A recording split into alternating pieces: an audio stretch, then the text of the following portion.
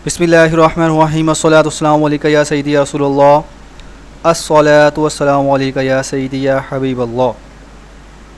आज का हमारा lecture number 7 wake up session for AFNS AMC preparation.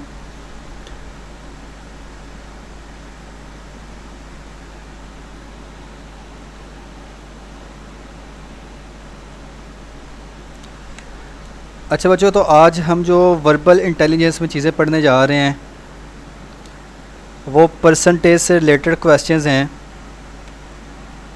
AFNS में ना कुछ इस तरह के क्वेश्चंस आते होते हैं, बहुत इजी है, बस ये है कि आपको कुछ इसके ट्रिक्स पता होने चाहिए।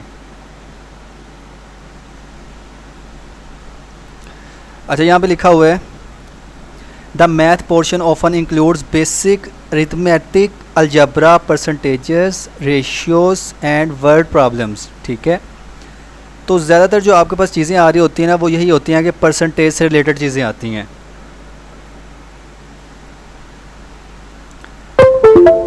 इसके लिए क्या टिप है कि यहाँ पे जो क्वेश्चंस आ रहे होते हैं ना, ये देखें कुछ इजी भी होते हैं, कुछ मॉडरेट भी हैं, लेकिन ये बात याद रखिएगा कि अगर आपकी प्रैक्टिस होगी ना तब ही आप इनको अच्छी तरह सोल्व कर सकते हैं और जल्दी सोल्व कर सकते हैं।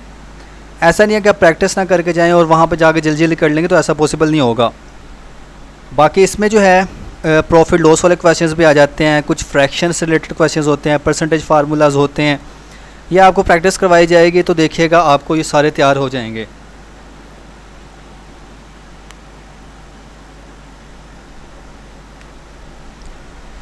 चलें, अब ना यहाँ पे देखिएगा, स्क्रीन सबको शो हो रही है ना, एक बार बता दीजिएगा थंब रिएक्ट करके। ठीक है बच्चों, तो देखें यहाँ पे ना एक क्वेश्चन है 1/5 ऑफ 250 इज़। ठीक है, 1/5 का मतलब क्या होता है, यानी कि ये आपने निकालना है इसका 250 के लिए। ठीक है, सिंपल फार्मूला यही होता है कि जो बड़ी वैल्यू गिवन होती है ना उसको आप लिखें, उसको मल्टीप्लाई कर दें जो आपसे परसेंटेज पूछी गई है, यानी जो फ्रैक्शन दी गई है 1/5 दी गई है ना। ठीक है, अब इसको आप कर लें इस तरह 5 1 और ये 50 आ जाएगा। ठीक है, इसको इससे करेंगे 50 कम 50। ठीक है, तो ये हमारे पास आंसर आ रहा है इसका। अब क्वेश्चन नंबर 2 को देखिएगा 1/3 ऑफ 450 इज़। तो बेहतर यही होता है कि आपने ना यही वाला फार्मूला इस्तेमाल करना है। ठीक है, वहाँ पे ये है कि आपको रफ़ अमल अगर नहीं करने दे रहे तो कोई मसला नहीं है, आपने यही करना है कि ये वाला फार्मूला अपने माइंड में अप्लाई कर लेना है। ठीक है, जैसे ये 450 है, इसका उसने क्या कहा हुआ है 1/3। ठीक है, यानी कि आपने इसके 3 हिस्से करने हैं। ठीक है, 450 है ना, इसके 3 हिस्से करने हैं आपने, तो इसका तीसरा हिस्सा ही हमने बताना है। अगर इस तरह आप सोल्व कर सकते हैं ठीक है, अगर नहीं कर सकते ना, अब आप ऐसा कीजिएगा, जैसे मोस्टली क्वेश्चंस आते हैं ना उसमें ये ज़ीरो होता है। ठीक है, आप इस ज़ीरो को समझें कि ये नहीं है यहाँ पे। अब ये 3 को ज़रा करें यहाँ पे, 3 कम 3 5 15। ठीक है, तो ये हमारे पास क्या आ रहा है 15 आ रहा है। ठीक है, तो जो सिफर हमने ख़त्म किया था वो सिफर वैसे का वैसे लग जाएगा, तो 150 आ जाएगा। ठीक है, यानी इस तरह आपके लिए ना इजी हो जाएगा। आपको अब ये है कि अब 3 का जो टेबल है वो तो आपको आता ही होगा। चलिए अब इसी तरह अगला क्वेश्चन करते हैं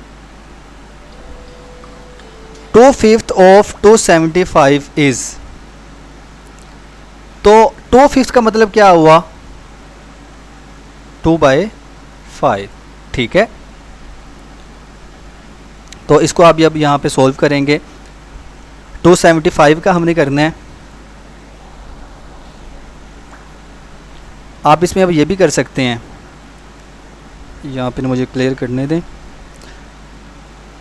अच्छा, एक बात ना बच्चों आपने याद रखनी है, क्योंकि मुझे पता है कि अभी ये देख के ना ये चीज़ आप लोगों के माइंड में पता क्या चीज़ आ रही होती है, वो यही आती है कि सर वहाँ पे तो हमें रफ़ वर्क ही अलाउ नहीं होगा, आप अब यहाँ पे सोल्व कर रहे हैं, फार्मूलाज आप हमें बता रहे हैं, तो ये तो आपके पास क्योंकि है यहाँ पे लिखने के लिए, आप लिख के सारा सोल्व करें, तो हम वहाँ पे कैसे करेंगे।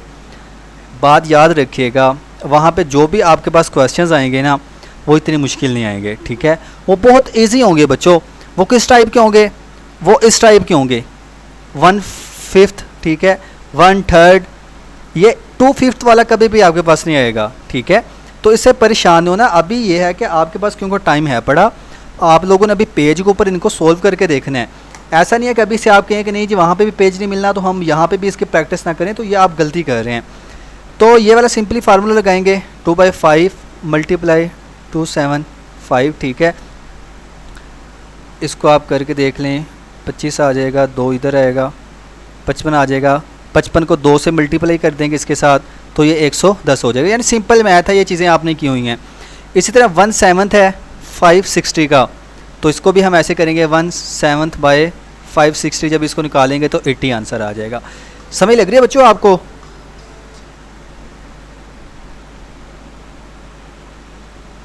साथ साथ मुझे बताते रहा करें, ठीक है। चले अब ना इस तरह के क्वेश्चंस भी आ जाते होते हैं आपके पास।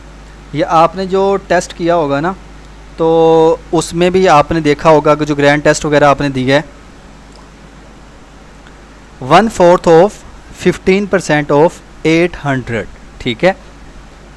यानी आपने पहले क्या करना है, पहले इसको सोल्व करना है, ठीक है, 15% ऑफ 800, और उसके बाद आपने निकालना है 1/4, ठीक है। अब आप 15% कैसे निकालेंगे, उसके लिए ना बच्चों सिंपली ये चीज़ होती है, आपने जब भी परसेंटेज निकालनी है ना, आवाज़ आ रही है आपको, ओके। मैं आपको ना यहाँ पे सपोज करने के लिए कह रहा हूँ जी, आपने 20% निकालना है, ठीक है, किसका, 200 का। इसका फार्मूला ये होता है कि जो आपसे परसेंटेज पूछी गई है ना, जैसे 20% पूछा गया है, आप इसको सिंपल कर लें, 20 डिवाइडेड बाय 100, ठीक है। यानी ये हमने इसको किया है, ये 20 ऊपर लिख दिया और नीचे हमने 100 ले लिया, फिर आगे मल्टीप्लाइड बाय 200, यानी इसका निकालना था। 2 0 0 से कट गई और ये आ गया 2040, ठीक है। यानी ये वाला फार्मूला यहाँ पे अप्लाई होगा, ये फार्मूला आपको याद करना पड़ेगा। अब इस क्वेश्चन को हम सोल्व करते हैं।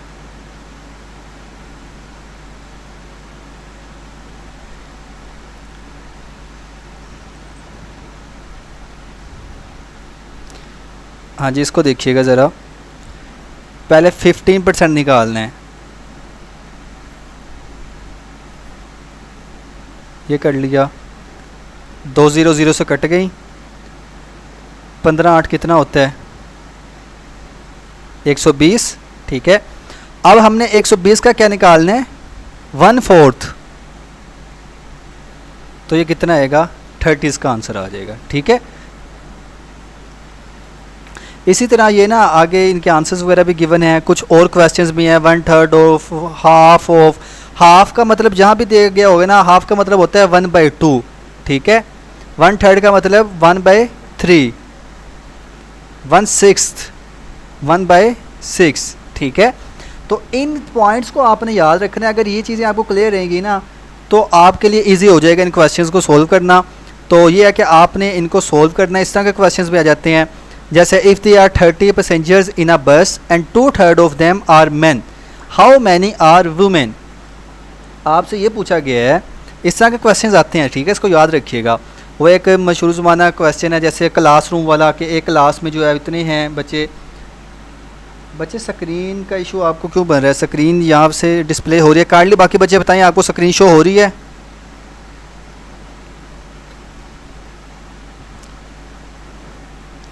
अच्छा, जिनके पास स्क्रीन के शो आ रहे हैं ना, वो काइंडली इसको दोबारा ज्वाइन करें, क्योंकि मैंने साथ एक साइड पर मोबाइल लगा के रखा होता है, तो वहाँ पे सब क्लियर नज़र आ रहा है मुझे।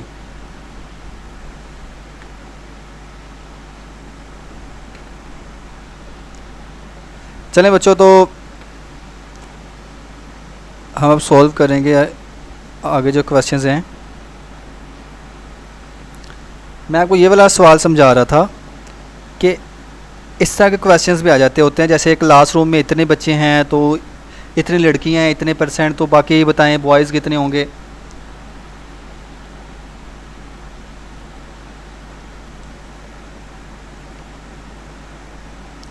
आई थिंक मेरी तरफ से थोड़ा सा बच्चों इंटरनेट का इशू आ रहा है।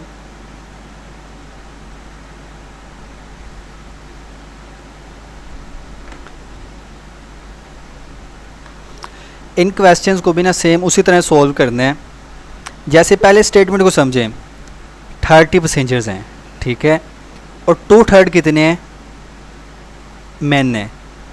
तो पहले तो आप ये निकालें ना कि 2/3 इसका बनता कितना है, 30 का, 30 मल्टीप्लाइड बाय 2/3, ठीक है, 3 एकम 3, ये 10 हो गया, ये 20, यानी कि 20 हमारे पास वहाँ पे आदमी हैं। तो 30 में से 20 निकाल दिए, पीछे 10 बच गए, तो 10 औरतें होंगी, ठीक है। इस तरह के सिंपल क्वेश्चंस हैं। तो ये आपकी प्रैक्टिस को बच्चों मैटर करेगा, ठीक है। अगर प्रैक्टिस की होगी अच्छी तो फिर ही आप इनको सोल्व कर सकते हैं। ऐसे आगे है कि 50 एप्पल्स हैं बास्केट में, 1 2 are red, rest are green, how many are green apples. तो कैसे करेंगे आप, ज़रा सोल्व करें इसका। वैसे ऑलरेडी सोल्यूशन यहाँ पे गिवन है, लेकिन आप लोग ना अपने रजिस्टर के ऊपर इसे सोल्व करने के ट्राई करें, ठीक है। मैं अलहदा से ना इसके परसेंटेज के क्वेश्चंस ऐड करूँगा हमारे पोर्टल के ऊपर, क्योंकि ऑलरेडी इसके नहीं है वहाँ पे, तो ये इंशाल्लाह मैं कल तक ऐड कर दूँगा। तो आप लोगों ने इसकी प्रैक्टिस करनी है और फिर मुझे उसके मार्क्स भी शेयर करने हैं कि आपको इसकी समझ लगी है कि नहीं लगी। अच्छा, डोजन का मतलब क्या होता है बच्चों, पता है आपको? डोजन का मतलब होता है 12, ठीक है। इन टर्म्स को थोड़ा बहुत आपको याद करना पड़ेगा। तो उसने कहा हुआ है कि 12 पेंसिल्स जो है ना वो 60 रुपए की हैं, तो 5 पेंसिल्स कितने रुपए की होंगी। अब जो इस तरह के क्वेश्चंस होते हैं ना, इनको सोल्व करने के लिए ये है कि पहले आप ये मालूम कर लें कि एक चीज़ की कीमत कितनी है। जैसे 12 पेंसिल की कीमत है 60 रुपये, ठीक है। तो अब आप क्या करेंगे, कैसे मालूम करेंगे? इसके लिए आप यही करेंगे कि 60 डिवाइडेड बाय 12, ठीक है, 12 5 6 60, यानी एक पेंसिल की कीमत है 5 रुपये। तो 5 पेंसिल की कीमत कितनी होगी, 5 5 25, ठीक है। तो ये इसका आंसर आ जाएगा। इसी तरह आगे और क्वेश्चंस भी हैं, तो ये आपके ज़िम्मे है, ये आप लोगों ने देख लेने हैं। PDF में आपके साथ शेयर कर दूंगा। मुझे बताएं अभी तक वर्बल में कोई चीज़ आपको समझ ना लगी हो।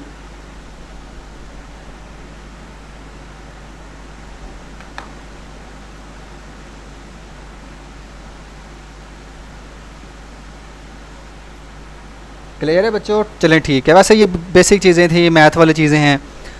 आज हम नॉन वर्बल में पढ़ेंगे पैटर्न कंप्लीशन, यानी आपको जो है वो पैटर्न्स दिए गए होंगे, आपने उनको सोल्व करना है।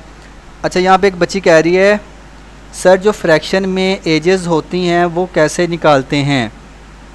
बच्चे जो एजेस वाले क्वेश्चंस हैं ना, वो आप ये देखिएगा कि जो लेक्चर मैंने ऑलरेडी इसके ऊपर दिया हुआ है, ठीक है, एजेस से रिलेटेड जो भी था।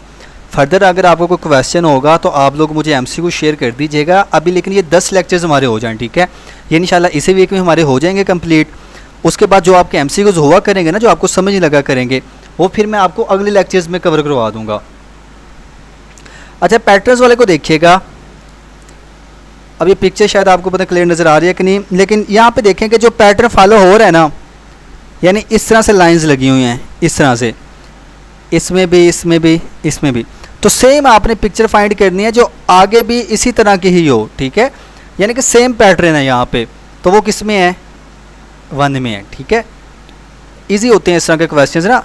अच्छा, इस तरह के ये क्वेश्चंस भी बहुत आते हैं बच्चों। जैसे ये क्वेश्चन नंबर 2 है ना, अब ये देखें कि इसमें ना थोड़ी सी शेप आपको है कि ये आपने खुद फिल करनी है। इसके लिए ना ज़रूरी ये होता है कि आप जो बाकी शेप गिवन है ना, उसमें पैटर्न को नोट करें कि कौन सा पैटर्न फॉलो हो रहा है। अब देखें यहाँ पे एक तो ये सर्कल बना हुआ है, ठीक है, ये सर्कल को हमने यहाँ पे कंप्लीट करना है। तो इस सर्कल कहाँ पे कंप्लीट होगा, सिर्फ एक सर्कल की लाइन है। अच्छा बच्चों, तो यहाँ पे देखिएगा कि ये वाली लाइन अंदर आ रही है, ठीक है, ये वाली लाइन। ओके, फिर इसके बाद हमने क्या देखना है, इसको मैं ज़रा क्लियर करता हूँ।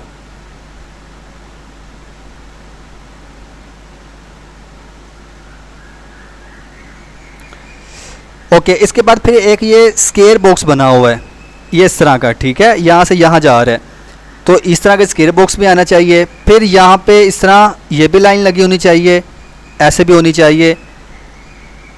ये इस तरह की शेप मैंने बना दी है। तो ये हमने अब फाइंड करनी है कि कहाँ पे इस तरह की है। तो ये आप ढूंढें कहाँ पे आपको मिलेगी।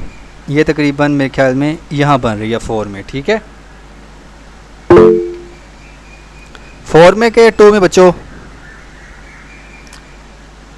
2 में आएगी, शाबाश। क्योंकि हम ये बीच वाली लाइन भी देखेंगे, तो दरमियान में एक मिड लाइन लगी हुई है, तो इसका आंसर आएगा 2। ओके बच्चों, समझ लगी या नहीं? थोड़े से ना कंफ्यूजिंग क्वेश्चंस होते हैं, लेकिन ज़्यादा टाइम नहीं लेते। अगर आपकी प्रैक्टिस हुई ना, आपने बस जल्दी जल्दी नोट कर लेना सारा कुछ। अच्छा, यहाँ पे स्केयर भी है, सर्कल भी है, इस तरह ये लाइंस हैं, तो ये जल्दी हो जाएंगे सोल्व।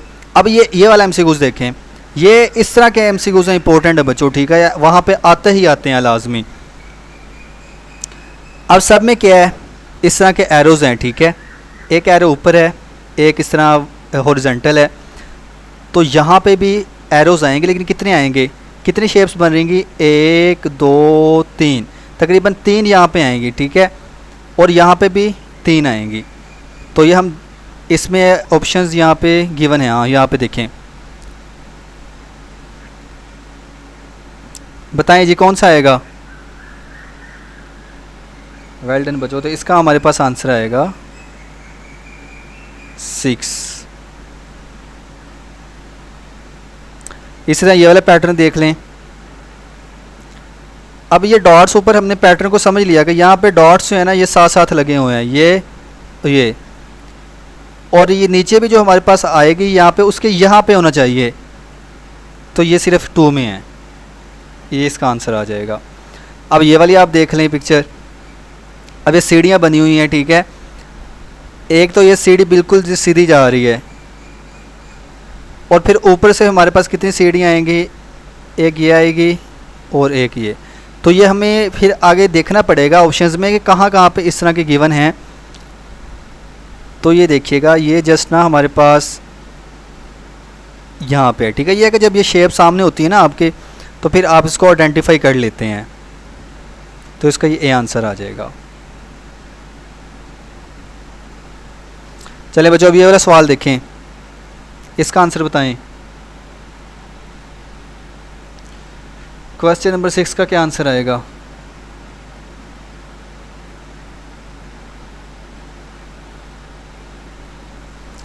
ओके, तो बच्चे कह रहे हैं कि सर इसका आंसर आएगा 3। ओके, तो ठीक है बच्चों, ये सेम है, ये वाला पैटर्न हमने देखना है, यानी ये इस तरह से होनी चाहिए इधर, तो ये इसमें ही फॉलो हो रहा है। आगे इस क्वेश्चन को देखिएगा, इसका क्या आंसर आएगा 7 का।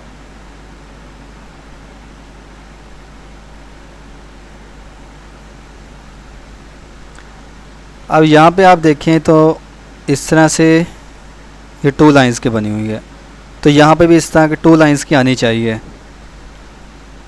यहाँ पे आ रही है।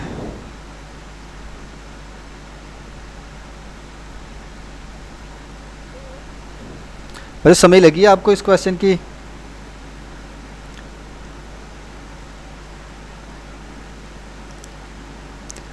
आपने सेम उस तरह का पैटर्न फॉलो करना जैसे ये ऊपर फॉलो हो रहा है, ठीक है। तो एक ये इस तरह की लाइन भी है, एक इस साइड को भी है। अगर पहले को देखें, इसमें ये वाली लाइंस ही मिल रही, दूसरी लाइंस मिल रही हैं, तो ये इस ऑप्शन 2 में हमें इस तरह की लाइंस मिल रही हैं, ठीक है। और बाकी ये इस साइड को होनी चाहिए इस तरह की, तो ये भी इसमें है, तो इसका ये 2 ऑप्शन ही बनेगा, बाकी जितने ऑप्शन हैं वो रॉन्ग हैं। चलें जी, अब इसको देख लें। इसमें वही सिस्टम है कि आपने थोड़ा सा पैटर्न को नोट करना होता है, ठीक है, फिर ऑप्शंस को देखना होता है, फिर जाके चीज़ सॉल्व होती हैं। तो ये आप PDF से देख लीजिएगा, ठीक है, क्योंकि अभी दोनों पिक्चर्स मैं एक जगह शो नहीं करवा सकता। फिर अब इस पिक्चर को देख लें, इसमें बस ना इतना गैस कर लिया करें कितनी शेप्स मिसिंग हो रही हैं, ठीक है, यानी ये जो बॉक्स है इसके अंदर कितनी शेप्स आनी चाहिए, वो कहाँ से अंदाज़ा लगेगा, ऊपर नीचे से देख लिया करें। जैसे अब ये एक शेप है, ये मिस हो रही है, और ये हाफ मिस हो रही है, और ये भी थोड़ी सी मिस हो रही है, तो ये हम देखेंगे किस में इस तरह की है। तो ये देखिएगा कि ये इसमें हमें पास ऑप्शन है, ठीक है। बाकी भी ऑप्शंस हैं लेकिन ये ऊपर से स्पेस छोड़ी हुई है, हालांकि इधर ऊपर स्पेस नहीं छोड़नी हमने। फिर उसी तरह का क्वेश्चन आ गया है, इस तरह का हमारे पास क्रॉस लगा हुआ है, ठीक है। तो यहाँ पे देखिएगा क्या आएगा,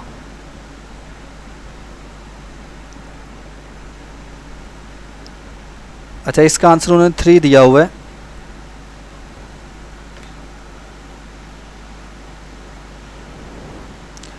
मुझे समझ लग रही है आपको इसकी?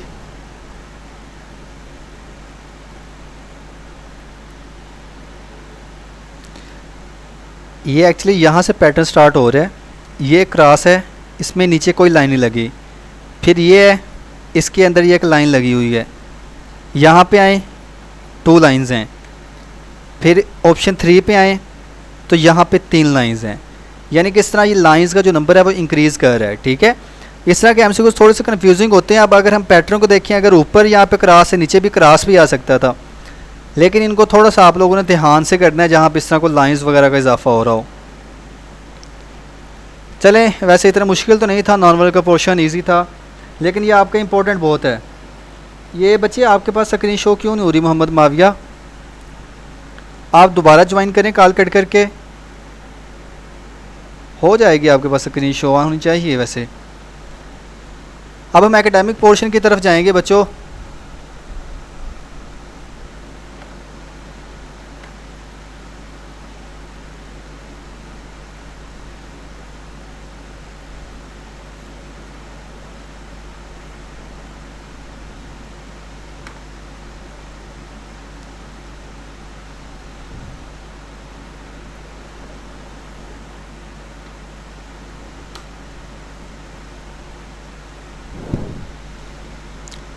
आज हम फ़िज़िक्स और इंग्लिश के कुछ टॉपिक्स देखेंगे।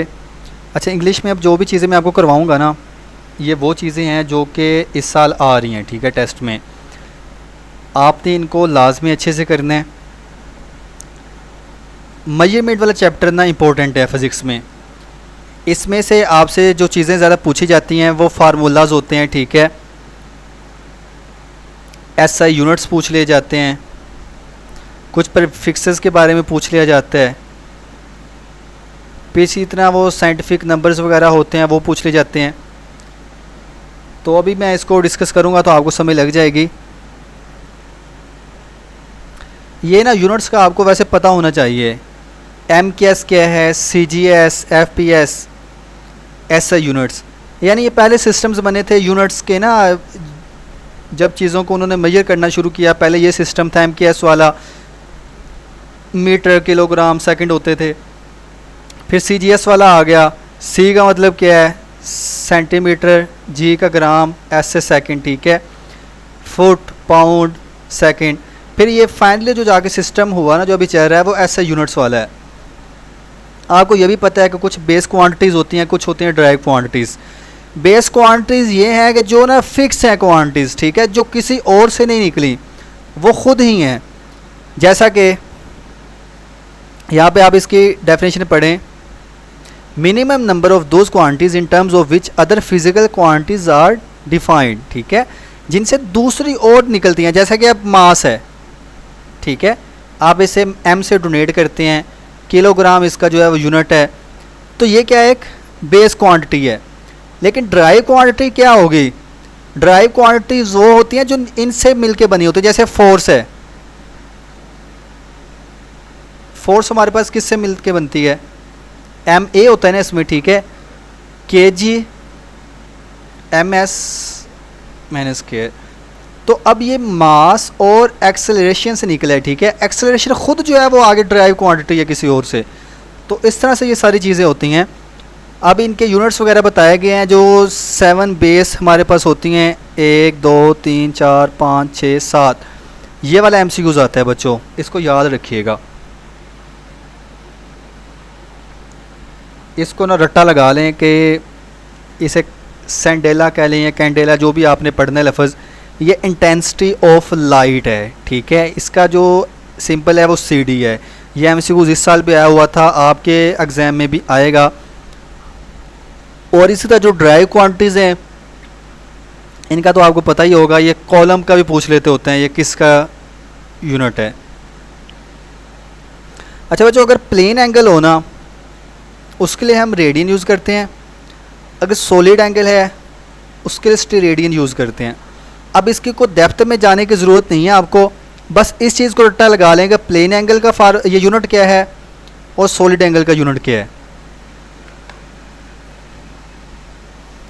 अच्छा, अभी इसी तरह जो है वो डिग्रीज़ को रेडियंस में कन्वर्ट करने हैं, तो हम क्या करेंगे, रेडियंस को डिग्रीज़ में कन्वर्ट करने क्या करेंगे, ये फार्मूलाज हैं, ठीक है। पाई की वैल्यू आपको पता ना कितनी होती है, 3.14, ठीक है। इन फार्मूलाज को रट्टे लगा लीजिएगा।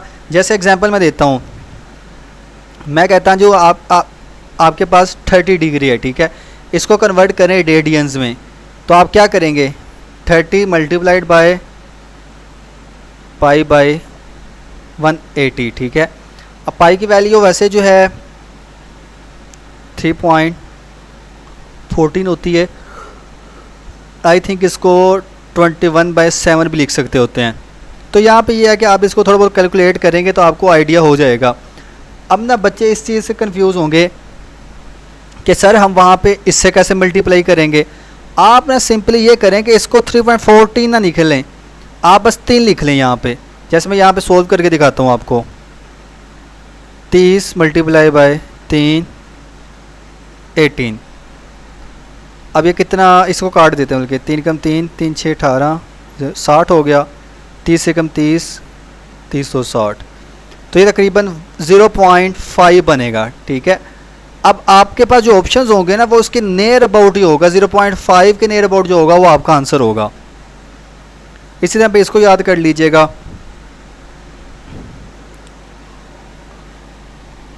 अच्छा, अब ये है, ये आपने पढ़ा होगा साइंटिफिक नोटेशंस वगैरह कि आपने किस तरह से जो है वो सिग्निफिकेंट नंबर्स, बल्कि सिग्निफिकेंट नंबर्स आपने किस तरह से निकालने हैं। सिग्निफिकेंट का मतलब ये होता है कि इम्पोर्टेंट, ठीक है, जो चीज़ ना हमारे लिए मैटर करती है। अच्छा, एक बच्ची कह रही है सर पहली वाली जो स्लाइड है उसमें हेडिंग रॉन्ग है। बच्चे हेडिंग रॉन्ग नहीं, मैं आपको बताता हूँ। एक्चुअली उसने बताया ये हुआ है कि जिससे दूसरी फिज़िकल क्वांटिटीज़ बनती हैं, ठीक है, और वो दूसरी फिज़िकल क्वांटिटीज़ का दिया हुआ है, इसके एग्जांपल्स नहीं दी, बेस क्वांटिटीज़ का एग्जांपल नहीं है ये उसने ये बताया कि कौन सी क्वांटिटीज़ इनसे बनती हैं, ठीक है। और यहाँ पे ये बताया हुआ है कि जिससे दूसरी फिज़िकल क्वांटिटीज़ बन रही होती हैं जिनकी बेस के ऊपर, वो कौन सी किनकी बेस के ऊपर बनती है, इनकी बेस के ऊपर, ठीक है। अगर आपने इनके एग्जांपल्स याद करनी हो तो यहाँ पे आएगा लेंथ, मास, टाइम, और यहाँ पे आएगा फोर्स, वेलोसिटी, ईटीसी, ठीक है। तो इसे इसको बुक से कर लीजिएगा, ये उसने और हिसाब से यहाँ पे दिया हुआ है। अच्छा, अब ना हम सिग्निफिकेंट नंबर्स की बात कर रहे थे। सिग्निफिकेंट नंबर्स का मतलब यही है, बच्चे स्क्रीन इश्यूज़ क्यों आ रहे हैं, स्क्रीन मेरे पास शो हो रही है मोबाइल पे, और किस किस के साथ इशू आ रहा है काइंडली मुझे बताएं।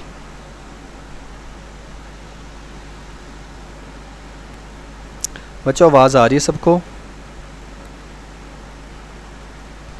अच्छा, सिग्निफिकेंट नंबर्स में आपको बता रहा था कि ये वो नंबर्स होते हैं जो इम्पोर्टेंट होते हैं, ठीक है, जिनको हम ना निगलेक्ट नहीं कर सकते। जैसे यहाँ पे देखिएगा, ये आपके पास एक वैल्यू गिवन है, ठीक है, इसमें अब उसने बताया हुआ है zeros are not significant after decimal point before non zero digits, ठीक है। और यहाँ पे एक चीज़ बताई गई है कि all non zero digits are significant, ठीक है। ये जितने भी हैं ना हमारे पास, ये सिग्निफिकेंट होते हैं, जितने भी हमारे पास नंबर्स होंगे। zeros after non zero digits in a decimal numbers are significant, ठीक है। ये इस कंडीशन में बताया गया है कि आपके पास जो है ना सिग्निफिकेंट नंबर्स क्या होते हैं। जैसे यहाँ पे एक ऊपर भी एग्जांपल गिवन है कि डेसिमल के बाद जो वैल्यूज़ आपके पास सारी होती हैं ना, ये है first significant factor, second, third. जैसे आप लोगों ने ना अगर पढ़ा हो, आप लोग बाजू का अपने परसेंटेज निकालते हैं। जैसे एक बच्चा कहता है मेरी एफएससी में परसेंटेज है जी 93.547, ठीक है, ये उसकी परसेंटेज निकली है। तो मैं इसको कहता हूँ बच्चे आपकी जो परसेंटेज है ना वो है 93.56, यानी मैं इस 7 को ख़त्म कर दिया, लेकिन इसके बदले मुझे क्या करना पड़ा कि मुझे इस जगह पे जो है वो, बल्कि 5 आएगा इधर, तो यहाँ पे एक ऐड करना पड़ा, ठीक है, क्योंकि आपने ये पढ़ा हुआ रूल कि अगर 5 से बड़ी वैल्यू हो ना तो आप जो है वो एक इधर ऐड कर लेते होते हैं। ये ना ये जो मैंने आपको भी पढ़ाया है ना, ये आपने ये है कि यहाँ पे ज़्यादा डिटेल्स गिवन नहीं है, ये सिग्निफिकेंट फिगर्स वाले ना कुछ रूल्स गिवन है, आपकी बुक के ऊपर लिखे हुए हैं बहुत अच्छी तरह से, तो वहाँ से आप इसे रीड कीजिएगा, ये आपकी ज़िम्मे टास्क है। प्रेफिक्सेस की बात करें तो प्रेफिक्सेस क्या होते हैं, आपने पढ़ा होगा जी सेंटीमीटर, ठीक है। प्री का मतलब ये होता है कि ये पहले लगता है, ठीक है बच्चे, ये आपकी फ़िज़िक्स की बुक के ऊपर गिवन है टेबल, ठीक है, ये फर्स्ट फिज़िक्स पे है, मेजरमेंट वाला चैप्टर। अच्छा, सेंटी की ना अब कोई वैल्यू है, इस तरह हम लगाते हैं किलोग्राम, तो ये किलो की कोई वैल्यू है, हम कहते हैं जी मेगा वाट, तो ये मेगा की कोई वैल्यू है, तो ये वैल्यूज़ आपको कैसे याद होंगी, वो यहाँ से आपको याद होंगी, ठीक है, इनको आप यहाँ से देखिएगा, ये आपने रट के जानी है। एमसीक्यूज़ कैसे आएगा, द वैल्यू ऑफ फेमटोइज, अगर आपने यहाँ से पढ़ा होगा फिर ये आपको याद होगा, ठीक है। हाँ, ये 9th क्लास की बुक पे भी हैं बच्चे, ये जो सिग्निफिकेंट फिगर्स वाला मैंने बताया है। अच्छा, फिर एक एक्यूरेसी और प्रिसीजन भी होती है, तो इसको ऐसा करने की ज़रूरत नहीं है, इसको इग्नोर करें, इसको भी रहने दीजिएगा, ये आपने याद कर लेने हैं। वॉल्यूम का यूनिट क्या है, लेंथ, विड्थ और हाइट होता है, ठीक है। ये बी का मतलब यहाँ पे लिखा हुआ है ब्रीथ, विथ भी आप कह सकते हैं। स्पीड का यूनिट क्या है, फार्मूला क्या है, वेलोसिटी का, एक्सेलरेशन का, इसको आप रहने दीजिएगा और इसको भी चाहे ना करें। बच्चे इशाद फातिमा पूछ रहे हैं कि सिग्निफिकेंट फिगर्स की डिटेल्स किस में से लिखी हैं, तो मुझे अब कंफर्म याद नहीं है, शायद हमने 9th क्लास में पढ़ा था, उसमें शायद अच्छे से लिखा हुआ है। अच्छा, डायमेंशंस भी आपसे ना बाज़-औक़ात पूछ लेते हैं। डायमेंशंस का मतलब क्या होता है कि अगर आपको ये पता हो ना कि उसका यूनिट क्या है, तो आप सुकून से डायमेंशन निकाल लेते हैं। जैसे अब लेंथ है ना, लेंथ का सिंपल होता है इस तरह, इसको हम एल से डोनेट करते हैं, फिर इसी तरह मास के लिए एम होता है, टाइम के लिए टी, अमाउंट के लिए आई दिया, पता नहीं क्या है, बहरहाल ये कभी पढ़ा तो नहीं है अमाउंट का। टेम्परेचर के लिए आप किसको यूज़ करते हैं, फिर इलेक्ट्रिक करंट के लिए। तो ये मेन जो आपके पास है ना वो ये वाली वैल्यूज़ हैं, ठीक है। जैसे मैं आपको कह देता हूँ F is equal to m a, ठीक है, आप इसका पहले यूनिट निकालेंगे। अब किलोग्राम किसके लिए होता है, मास के लिए होते हैं ना, तो आप इसकी जगह क्या लिखेंगे m, ठीक है। और ये किसके लिए था, मीटर, लेंथ के लिए, इसके लिए l लिख लेंगे। और s था, ठीक है, s का क्या था, ये टाइम है, तो टाइम का t होता है और इसके ऊपर 2 आ जाएगा, -2, तो ml t माइनस स्क्वायर।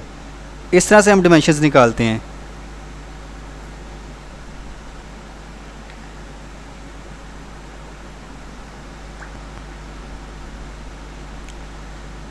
चले जी, अब ना ये चैप्टर तकरीबन आपका जो मेजरमेंट वाला था ना वो हो चुका है।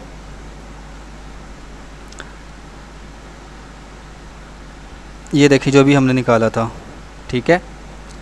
भाई फ्लूइड डायनामिक्स की हम बात करेंगे, ये चैप्टर भी आपके लिए इंपॉर्टेंट है, इसकी जो चीज़ें आपको पढ़ाई जाएंगी ये आपने कर लेनी है।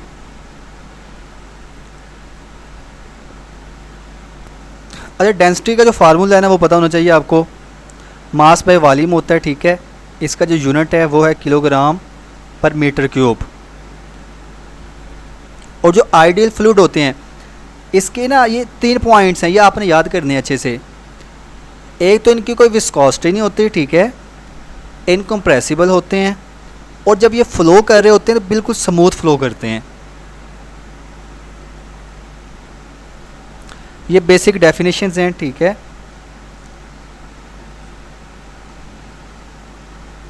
इनकी एग्जांपल्स यहाँ पे गिवन है कि विस्कस फ्लूइड, आपने कभी शहद को देखा हो ना, तो वो कितना गाढ़ा होता है, ठीक है। आम अल्फाज में हम विस्कस कहते हैं गाढ़ी चीज़ को।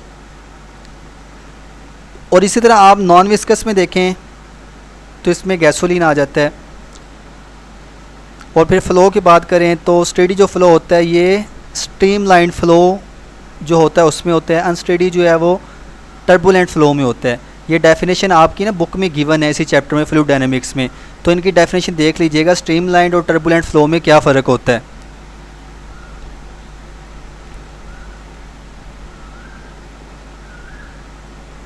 अच्छा, ये चीज़ें आपने नहीं करनी बच्चों, ठीक है। बस ना आपको इतना पता होना चाहिए, एक पॉइंट मैं आपको बता रहा हूँ, ये आपकी वैसे ना बुक में एक लाइन भी लिखी हुई है, शायद ये ब्लड वाला है, ब्लड और वाटर का कंपैरिजन दिया हुआ है कि ब्लड की जो विस्कोसिटी है वो 3 टाइम्स ज़्यादा होती है देन वाटर। ये कंफर्म कर लीजिएगा अपनी बुक में, तो ये वाला पॉइंट आ जाता होता है।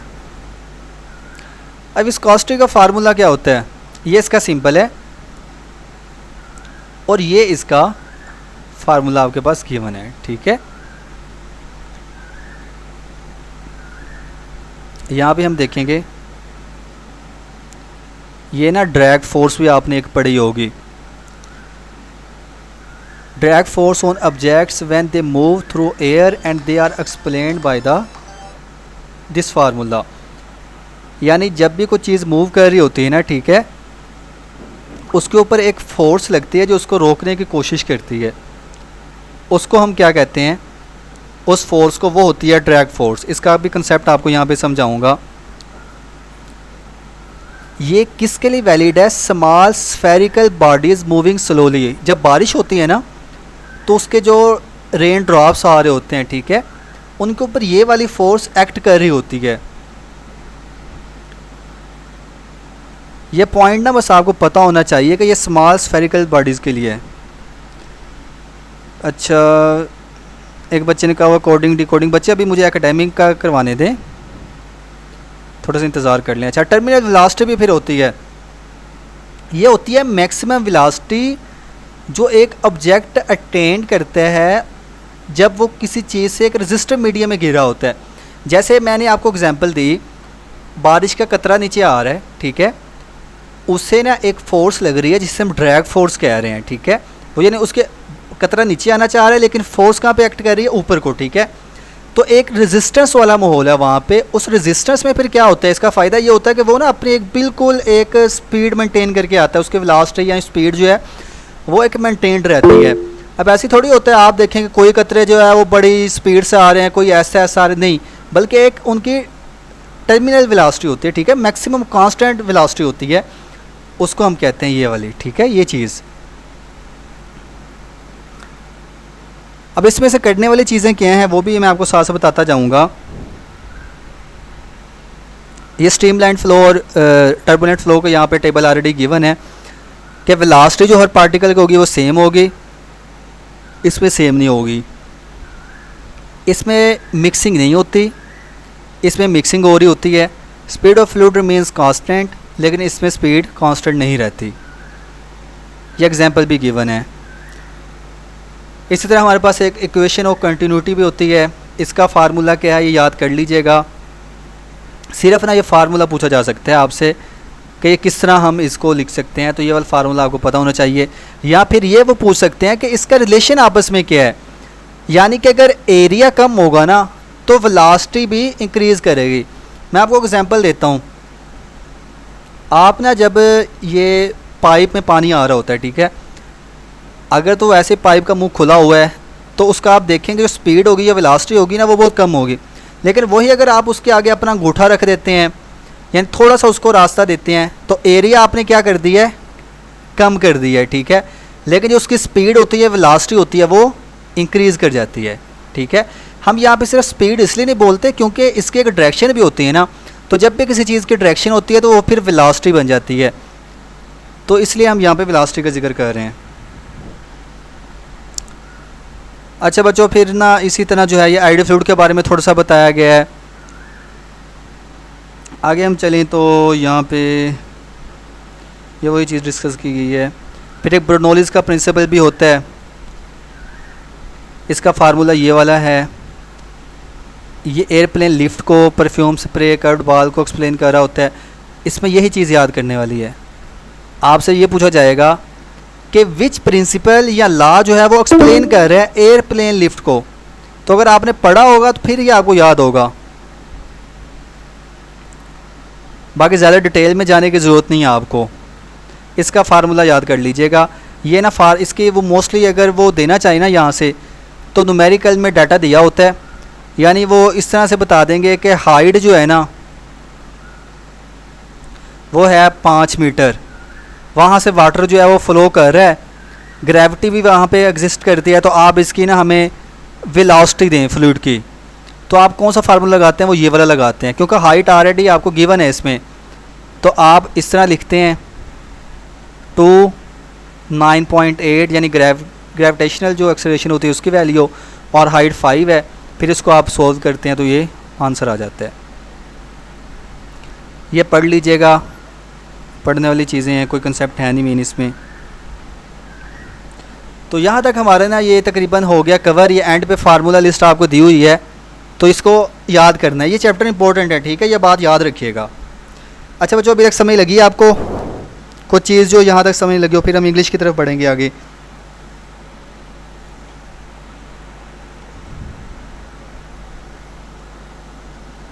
अच्छा, एक बच्ची कह रही है सुंदर शहर के सर ब्लड रिलेशन वाले क्वेश्चंस के लिए कोई ट्रिक बता दें। बच्चे, जब मैंने सोल्व करवाया था ना, मैंने उसमें ट्रिक बताया हुआ है, वो वाला लेक्चर आप देख लीजिएगा। उसके अलावा कोई ट्रिक भी नहीं है, ठीक है। थोड़ा सा टाइम लगता है, वो क्वेश्चंस वाकई टाइम लेते हैं। अब मैंने आपको फिज़िक्स का मेजरमेंट और फ्लूइड डायनामिक्स वाला चैप्टर करवा दिया है। जो इंपॉर्टेंट चीज़ें थी थोड़ी बहुत एक्सप्लेन कर दी हैं। जहाँ पे आपको कोई कंसेप्ट समझ ना लगे आप पूछ सकते हैं। ऐसा नहीं है कि चीज़ें आती नहीं, आती हैं मुझे, लेकिन टाइम इतना नहीं है कि हम इनको डिटेल से डिस्कस कर सकें, और ना ही ये उस हिसाब से इंपॉर्टेंट होती हैं कि आप सारी चीज़ों को रट्टा लगा के जाएँ। मैंने आपको कोई लेक्चर देना है, सिर्फ उसी चीज़ का देना है जो कि आपके पेपर में आएगी। फालतू चीज़ें करवा के आपको फ़ायदा नहीं है कोई भी। चलें जी, आज ना हम करेंगे इंग्लिश, जो कि इम्पोर्टेंट है आपकी। यहाँ एक बच्ची पूछ रही है सर जो आप बता रहे हैं वही करें, तो बच्चे आप वही करें, ठीक है। फ़िलहाल इन्हीं चीज़ों के ऊपर आप फोकस करें, यही चीज़ें इंपॉर्टेंट। अब देखें, ये जो कोऑर्डिनेट ऑब्जेक्ट्स वाला है ना, ये ऐसा है कि ये AMC के जो भी टेस्ट चल रहे हैं उसमें ये बहुत बार आ चुका है इसके बारे में, ठीक है, AMC के टेस्ट में। तो याद रखिएगा आपके AFNS के टेस्ट में भी ये चीज़ें आएंगी। अब इसमें हमने क्या कुछ डिस्कस करने हैं। लिटरेरी डिवाइसेस क्या होती हैं, ठीक है। ये स्पेशल तकनीक्स हैं या टूल्स हैं जो राइटर्स यूज़ कर रहे होते हैं ताकि उनकी जो राइटिंग है ना वो ज़्यादा मुतासरकुन लगे, लोग उसमें ज़रा दिलचस्पी भी दिखाएं। मतलब आप ये समझ लें कि इंगेज करने के लिए ना, जो एक बुक पढ़ रहा है अगला बंदा, रीडर जो है, उसको बुक पढ़ने का मज़ा आए। तो ये ऐसे जो है वो टूल्स होते हैं। जैसे कि आप लोगों ने जैसे वो पढ़ा होगा इसमें शायरी में, जब शायरी करते हैं, ठीक है, तो उसमें काफिया, रदीफ, ठीक है। बच्चों आवाज़ आ रही है आपको?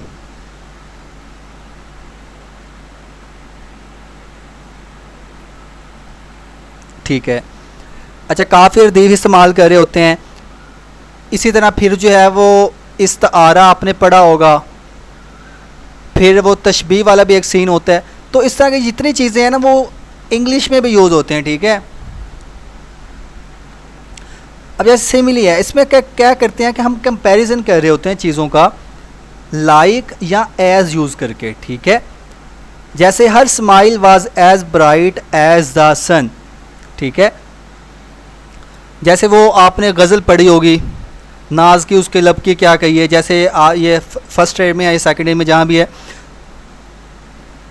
तो वहाँ पे चीज़ों को जो है ना, अब जैसे यहाँ पे लाइक और एज़ यूज़ किया जाता है ना, तो उर्दू में भी कुछ इसी तरह के अल्फाज होते हैं, ठीक है, जो कि यूज़ किए जाते हैं, यानी वो पेट होते हैं। अब आपसे अगर पूछा जाए ना, जैसे ये एग्जांपल है, her smile was as bright as, जहाँ पे एज आ गया दो दफ़ा इस तरह का, तो समझ आएगा कि इसमें हमारे पास कौन सा टूल इस्तेमाल हो रहा है। ठीक है, मेटाफर में क्या होता है, इसमें हम डायरेक्ट कंपैरिजन कर देते हैं, उसमें कोई लाइक या एज नहीं करते। ठीक है, आई थिंक उर्दू में से सिमिली को हम तशबीह कहते हैं और इसको हम कहते हैं, इसको इस्तारा कहते हैं।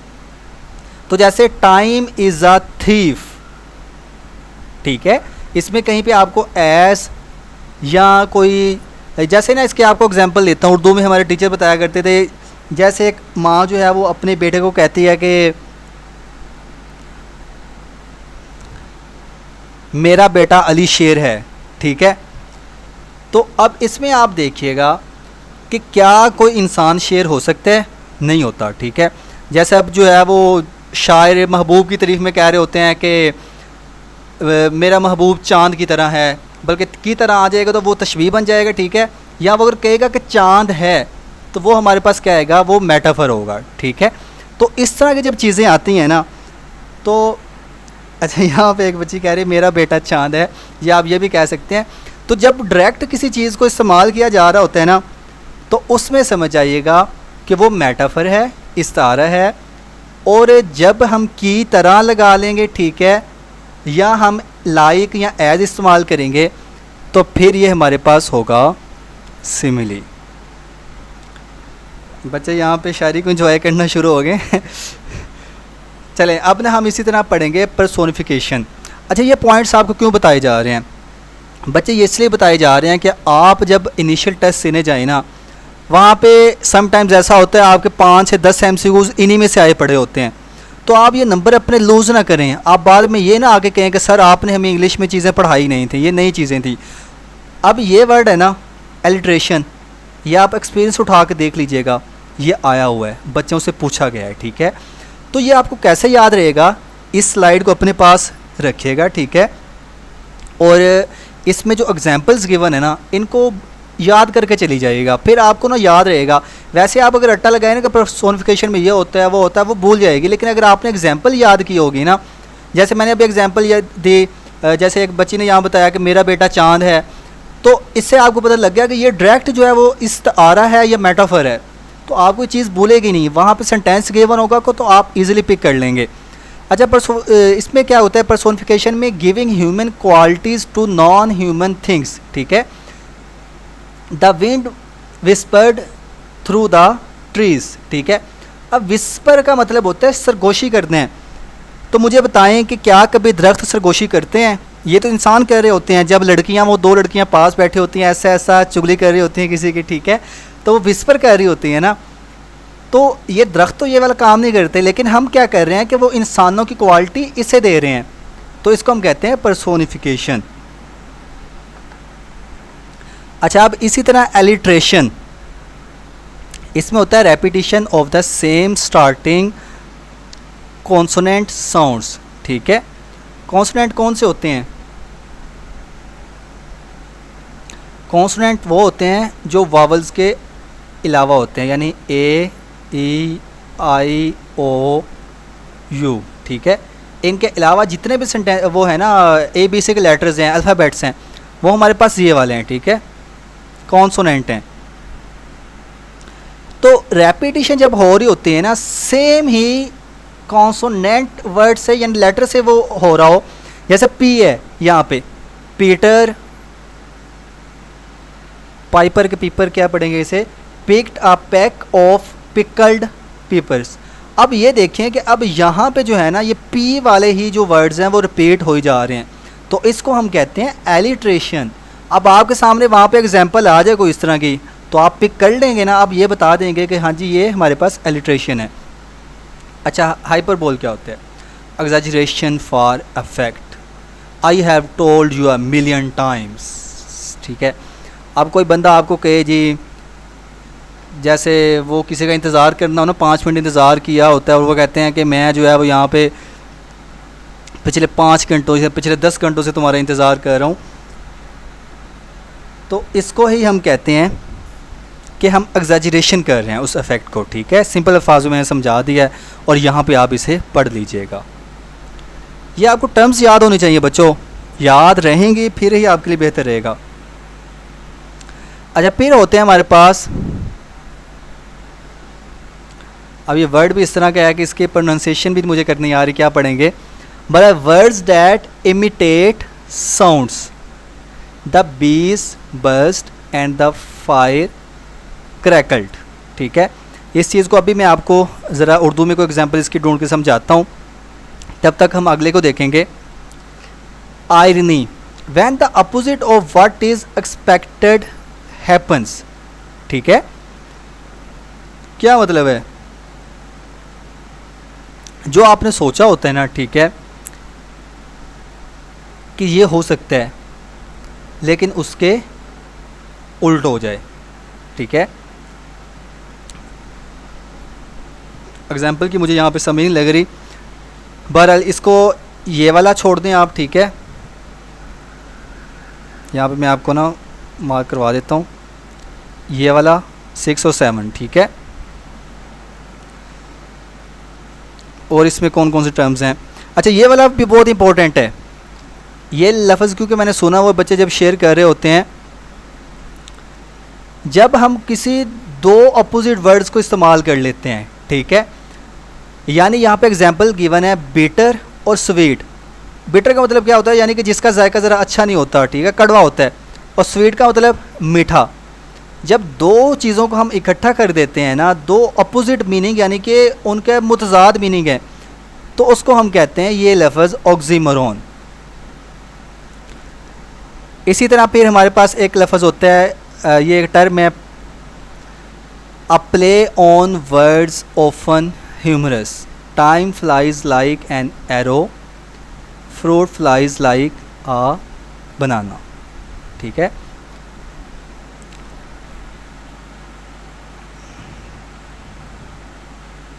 ओके, जो पीछे हमारे 3 रह गए ना, उसको मैं एक्सप्लेन करता हूँ। वो भी बच्चों फ़िलहाल इस पे फोकस कीजिएगा कि हम ना कुछ वर्ड्स को आपस में मिलाते हैं, जिस तरह वो पोइट्री होती है ना, उसमें लफ्ज़ों को आपस में मिलाया जाता है, मिलते जुलतों को, और सिर्फ मज़ा पैदा करने के लिए इन चीज़ों को इस्तेमाल किया जाता है। ठीक है, अब यहाँ पे एग्जांपल जैसे गिवन है कि टाइम ऐसे यानी गुजर रहा है जैसे एक तीर उड़ रहा हो, और जो फ्रूट हैं फ्लाइज लाइक का बनाना। ठीक है, अब हालांकि इसका मीनिंग कोई नहीं बनता, इनका रियलिटी से कोई ताल्लुक़ नहीं है, लेकिन फिर भी हम जो है इस तरह के कुछ वर्ड्स इस्तेमाल कर रहे होते हैं, तो इसको हम कहेंगे PUN। ठीक है,